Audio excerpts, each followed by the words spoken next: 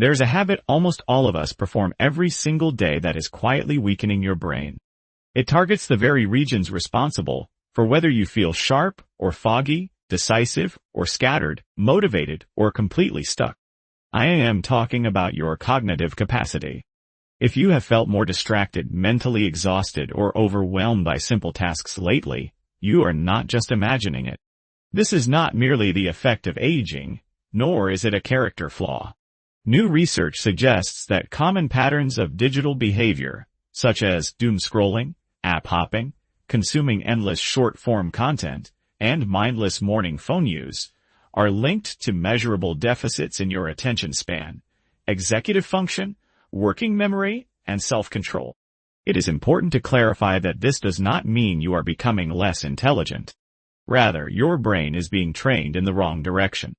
The problem is not necessarily the screens themselves, but how we use them.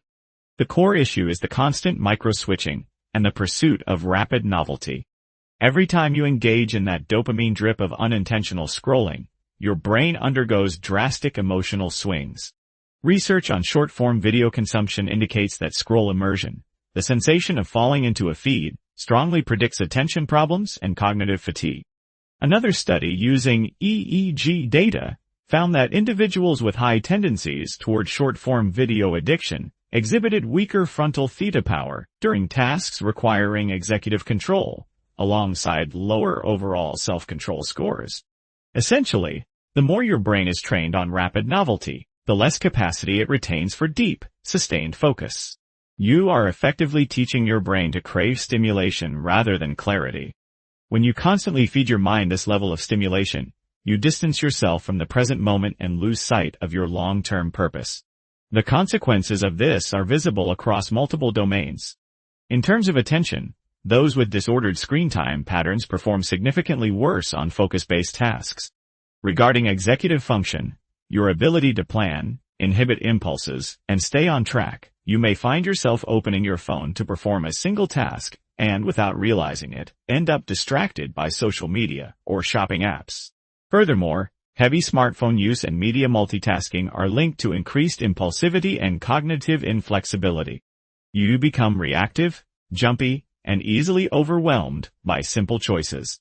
Brain imaging studies provide further evidence, showing consistent gray matter reductions in the dorsolateral prefrontal cortex and the anterior cingulate cortex, regions responsible for top-down control, focus, and emotional regulation.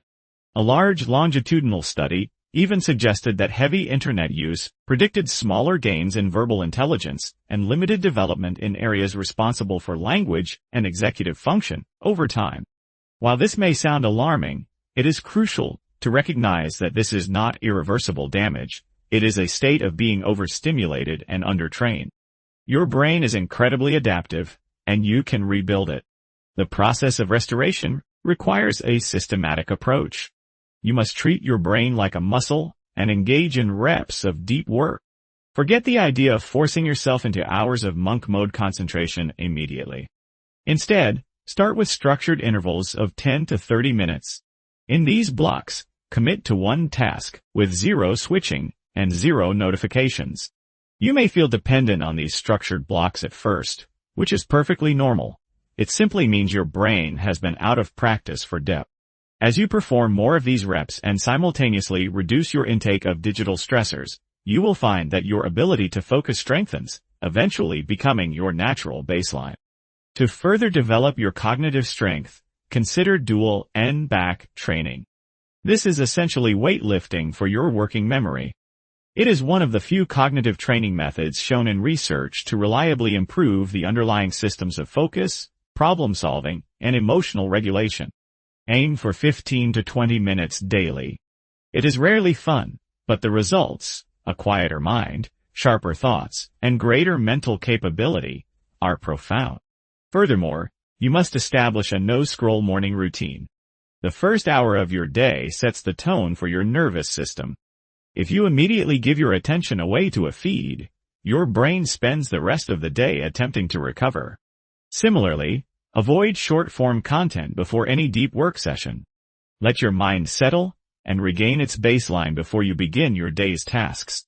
To manage impulses, rely on physical friction. Since app blockers can be overridden, consider using physical devices that lock down your apps, preventing the unconscious reflex to scroll. Finally, implement attention recovery windows.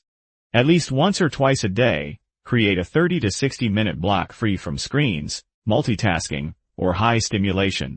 Use this time to walk, read, or have a meaningful conversation, allowing your nervous system to stabilize.